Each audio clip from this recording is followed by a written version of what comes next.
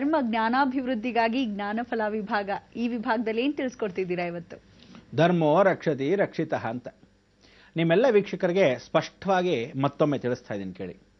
2012ಕ್ಕೆ ಪ್ರಕೃತಿಯ ಲಯ ಪ್ರಳಯ ಅನ್ನೋ ಭಯ ಸಾಕಷ್ಟು ಜನಕ್ಕಿದೆ.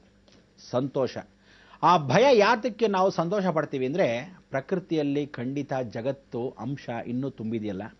ಭಗವಂತನಿಗೆ ಇವತ್ತಿನ ದಿವಸ ಸೃಷ್ಟಿಯನ್ನು ನೋಡಿದಾಗ ಮಕ್ಕಳೆಲ್ಲ ಹುಟ್ಟಿಸ್ತಾನೆ ಭಗವಂತ. ಆ ಹುಟ್ಟಲ್ಲಿ ಏನು ಕಾಣ್ತೀವಿ? ಪ್ರೀತಿಯನ್ನು ಕಾಣ್ತೀವಿ. ಅದೇ ರೀತಿ ಸಾವಲ್ಲಿ ಭಗವಂತನ ಡಾಮಿನೇಷನ್. ಈ ಸಾವನ್ನ ಭಗವಂತ ಬಿಟ್ರೆ ಇನ್ಯಾವ ನನ್ನ ಮಗನೂ ಕೊಡಕ್ ಸಾಧ್ಯವಿಲ್ಲ. ಯಾಕೆಂದ್ರೆ ದೇವರಿದ್ದಾನೆ ಅನ್ನಕ್ಕೆ ಅದೊಂದೇ ಸಾಕು ಸಾಕ್ಷಿ ರೂಪ. ದೀಪಂ ಜ್ಯೋತಿ ಪರಬ್ರಹ್ಮ ಇದ್ದ ಹಾಗೆ ಆ ಜ್ಞಾನ ದೀಪ ಜ್ಯೋತಿಯನ್ನ ಬೆಳಗಿಸ್ಬೇಕು. ಏನು, ಒಂದು ಮನೆಯಲ್ಲಿ ಒಬ್ಬ ಮನುಷ್ಯ 5 ದೀಪಗಳನ್ನ ಮಾತ್ರ ನೀವು ಉಳಿಸ್ತಾ ಇದ್ದೀರಾ. ಅದಕ್ಕೆ ಕಾಪಾಡಕ್ಕೆ ನಿಮ್ಮ ಕ್ಷೇತ್ರದಲ್ಲಿರ್ತಕ್ಕಂಥ ದೇವತೆಗಳಿಗೆ ಆ ದೀಪವನ್ನು ನೀವು ಹಚ್ಚಿದಾಗ ಅವನಿಗೆ ಬರ್ತಕ್ಕಂಥ ಶಕ್ತಿ ಮುಖಾಂತರವಾಗಿ ನಿಮ್ಮ ಕ್ಷೇತ್ರ ಕನಿಷ್ಠ ಪಕ್ಷ ಎಲ್ಲೋ ಕಾಪಾಡಬಹುದು. ಅಥವಾ ಕುಂಬಳಕಾಯಿಲಾಗುವಷ್ಟು ಕಷ್ಟ ದುರಂತ ಕುಂಬಳಕಾಯಿಗಿಂತ ಸಾಸಿವೆ ಎಷ್ಟು ಹೋಗ್ಬೋದು. ಅದಕ್ಕೆ ಆ ಕಾಪಾಡಕ್ಕೆ ಪ್ರಯತ್ನ ಭಗವಂತನಿದ್ರೂ ಸಹ ಆ ದೈವಶಕ್ತಿಯಾಗಿರ್ತಕ್ಕಂಥ ತಾಯಿ ಜಗನ್ಮಾತೆ ಚಾಮುಂಡೇಶ್ವರಿ ಮೈಸೂರು ಮತ್ತು ಬೆಂಗಳೂರು ಮಧ್ಯಭಾಗದಲ್ಲಿ ಇಡೀ ಶಕ್ತಿ ಬಂದು ಕೂತ್ಕೊಳ್ಳುತ್ತಂತೆ. ಅದಕ್ಕೋಸ್ಕರ 2012 ಬರಕ್ಕೆ ಮೊದಲು ಈ 16ರಿಂದಾನೆ ಅಕ್ಟೋಬರಿಂದಾನೆ ಗುರು ಚೇಂಜ್ ಆಗ್ಬಿಟ್ಟ.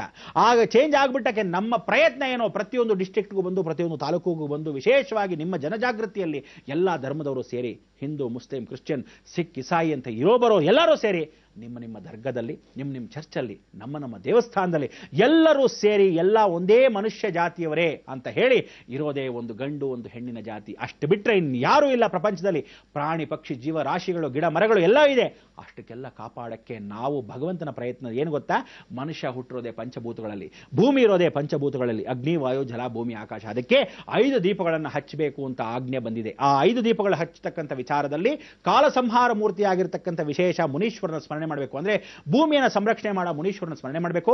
ಕಾಲ ಸಂಹಾರ ಮೂರ್ತಿ ಆಗಿರ್ತಕ್ಕಂಥವನು ಕಾಲವನ್ನು ಕಾಪಾಡ ಕಾಳಭೈರವನ ಸ್ಮರಣೆ ಮಾಡ್ಕೋಬೇಕು. 3ನೇದಾಗಿ ಸುಬ್ರಹ್ಮಣ್ಯನ ಅಂಶವಾಗಿರ್ತಕ್ಕಂಥ ಅನುಗ್ರಹವನ್ನು ಪಡೆಯಲೇಬೇಕು. ಅದಕ್ಕೆ ಕಾರ್ತಿಕ ಮಾಸ ದೀಪೋತ್ಸವದಿಂದ ಈ ದೀಪ ಆರತಿಯನ್ನ ಪರಿಪೂರ್ಣವಾಗಿ ಆ ದೀಪದಿಂದನೇ ಪ್ರಾರಂಭ ಮಾಡ್ತೀವಿ. ಗುರು ಮುಖೇನ ದೇವದರ್ಶಿಯಾಮಿ ಅಂತ ದತ್ತಾತ್ರೇಯ ಗಾಣಗಾಪುರದಿಂದ ಪ್ರಾರಂಭಿಸ್ತೀವಿ ನಮ್ಮ ಯಾತ್ರೆಯನ್ನ. ಅದಕ್ಕೋಸ್ಕರ ಎಲ್ಲರೂ ಸೇರಿ ನಿಮ್ಮ ಸಮಯದ ಒಂದು ವ್ಯರ್ಥ ಅನ್ಕೋಬೇಡಿ. ಜೀವನದಲ್ಲಿ ದೀಪವನ್ನು ಹಚ್ಚಬೇಕು. ಒಂದೇ ಸಮಯ, ಒಂದೇ ಮುಹೂರ್ತ, ಅದೇ ಸಂದಿಗ್ಧ ಕಾಲ, ಒಂದೇ ಸಾಯಂಕಾಲದಲ್ಲಿ ಇಡೀ ಕರ್ನಾಟಕ ರಾಜ್ಯಾದ್ಯಂತ ಪರಿಪೂರ್ಣವಾಗಿ ಒಂದು ಕ್ಷಣಕ್ಕೆ ಆ ಸಮಯ ನಾನು ಹೇಳ್ತೀನಿ.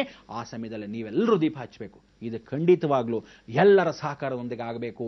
ಎಷ್ಟು ಮಟ್ಟಿಗೆ ಪ್ರಯತ್ನ ಪಟ್ಟು ಯಶಸ್ಸುಗೊಳಿಸ್ತೀವೋ ಅಷ್ಟು ಮಟ್ಟಿಗೆ ದೈವ ಸಾನ್ನಿಧ್ಯ. ಅದಕ್ಕೆ ಈ ಯಾತ್ರೆಗೆ ಪರಿಪಾಲನೆ ಮಾಡ್ಕೊಳ್ಳೋಕ್ಕೆ ನಿಮ್ಮ ಡಿಸ್ಟ್ರಿಕ್ಟ್ ಬಂದಾಗ ನೀವುಗಳೆಲ್ಲ ಸೇರಿ ನಿಮ್ಮ ಮುಖಾಂತರವಾಗಿ ಯಾರ್ಯಾರು ಮುಂದಾಳಿತಗೊಳಿಸ್ಕೊಂತಿರೋ, ಎಲ್ಲೆಲ್ಲಿ ಇರ್ತಿರೋ, ಎಷ್ಟು ಜನಕ್ಕೆ ದೀಪವನ್ನು ಹಂಚ್ತಿರೋ, ಮಣ್ಮೆಯ ಪಾತ್ರೆಯನ್ನು ಮಾಡ್ತಕ್ಕಂಥ ಎಲ್ಲ ಕುಂಬಾರರಿಗೆ ವಿಶೇಷವಾಗಿ ದೀಪಗಳನ್ನು ಮಾಡಿ.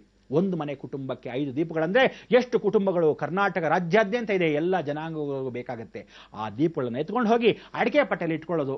ನಿಮ್ಮ ಕ್ಷೇತ್ರದ ಹತ್ತಿರ ಊರಲ್ಲಿ ಆ ಕ್ಷೇತ್ರ ಅಂದ್ರೆ ಮನುಷ್ಯ ಕಟ್ಟಿರೋ ಕ್ಷೇತ್ರದಲ್ಲ, ಮಹಾಕ್ಷೇತ್ರಗಳು, ಹಳೇ ದೇವಸ್ಥಾನಗಳು, ನೂತನವಾಗಿರ್ತಕ್ಕಂಥದ್ದಲ್ಲ, ಪುರಾತನವಾಗಿರ್ತಕ್ಕಂಥ ದೇವಾಲಯಗಳಿಗೆ ದೈವ ಸಾನ್ನಿಧ್ಯ ಹೊಂದಬೇಕು. ಎಲ್ಲೋ ಕಾಡಲ್ಲಿದೆಯಾ ದೇವಸ್ಥಾನ, ಅಲ್ಲಿ ಹೋಗಿ ದೀಪ ಹಚ್ಚಿ. ಎಲ್ಲೋ ಬೆಟ್ಟದ ಮೇಲೆ ಇದೆಯಾ, ಅಲ್ಲಿ ಹೋಗಿ ದೀಪ ಹಚ್ಚಿ. ಕಲ್ಯಾಣಿ ಇದೆಯಾ, ಕಲ್ಯಾಣಿ ಹತ್ರ ಹಚ್ಚಿ. ಆದರೆ ಎಲ್ಲರೂ ಸೇರ್ಕೊಂಡು ಸಂಘ ಸಂಸ್ಥೆಯವರು ಸೇರಿ ಗುರು ಹಿರಿಯರ ಆಶೀರ್ವಾದವನ್ನು ಪಡೆದು ಎಲ್ಲ ಮಠಾಧೀಶ್ವರ ಸಹಕಾರದೊಂದಿಗೆ ಆ ದೀಪಂ ಜ್ಯೋತಿ ಪರಬ್ರಹ್ಮವನ್ನು ಹಚ್ಚಲೇಬೇಕು. ಇವತ್ತಿನ ಜ್ಞಾನಫಲದಲ್ಲಿ ನಿಮ್ಮೆಲ್ಲರಿಗೂ ಒಂದೇ ಒಂದು ಆಶ್ವಾಸನೆ ಏನು ಅಂದರೆ, ನಾನು ಕೊಡ್ತಕ್ಕಂಥ ನಂಬರ್ನ ಯಾವ ಕಾಲಕ್ಕೂ ನೀವೆಲ್ಲ ಧೈರ್ಯವಾಗಿ ನೇರವಾಗಿ ನನ್ನ ಹತ್ರನೇ ಅದರ ವಿಚಾರ ಬಿಟ್ಟು ಯಾವ ಕಾಲಕ್ಕೂ ಯಾವುದೇ ವಿಚಾರಗಳನ್ನು ಮಾತಾಡಬಾರದು ಅಂತ ಹೇಳಿ ಆ ನಂಬರ್ಗಳನ್ನು ಕೊಡ್ತೀನಿ. ಆ ನಂಬರ್ ಮುಖಾಂತರ ನೇರವಾಗಿ ಮಾತಾಡಿ.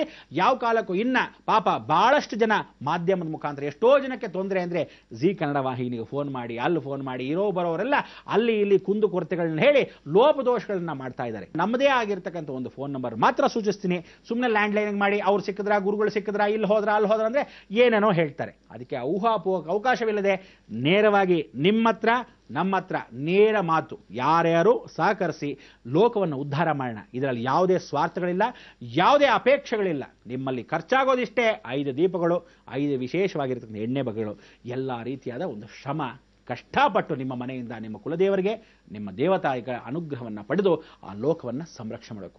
ನೀವು ಇವತ್ತಿನ ದಿವಸ ಮಂಗಳವಾಗಿ ಆ ಮಂಗಳಕರವಾಗಿರ್ತಕ್ಕಂಥ ಯಾತ್ರೆಯನ್ನು ಪ್ರಾರಂಭಿಸ್ತಕ್ಕಂಥದ್ದು ಶುಕ್ರವಾರ, ಶನಿವಾರ, ಭಾನುವಾರ ನಾವುಗಳ ಪ್ರಾರಂಭಿಸೋಣ. ಅದಕ್ಕೆ ಮೊದಲು ಇವತ್ತಿನ ದಿವಸದ ಮಂಗಳವನ್ನು ಹಾಡೋಣ. ಲೋಕ ಸಮಸ್ತ ಸುಖಿನೋ ಭವಂತು, ಸನ್ಮಂಗಳಾನಿ ಭವಂತು.